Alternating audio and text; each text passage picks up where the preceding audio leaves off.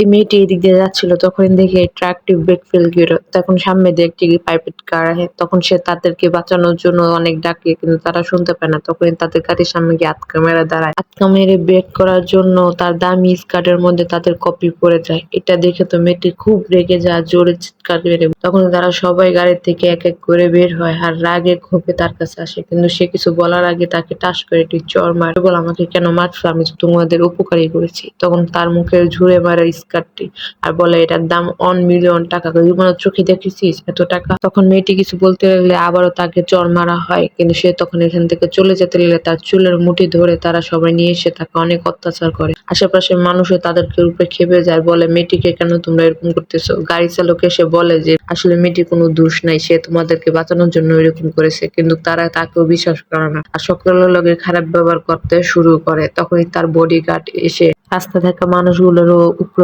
অত্যাচার শুরু করে দেয়, তাদেরকেও মারে, তাদের গায়ে হাত তুলে। তখন তারা বলে, ইস, গরিব শরীর থেকে কি দুর্গন্ধ, তাদেরকে এখান থেকে তাড়িয়ে দাও। ঠিক একলা পেয়ে ওরা কি করবে দেখতে চাইলে কমেন্ট করেন পার্ট 2। ভিডিওটি ভালো লাগলে শেয়ার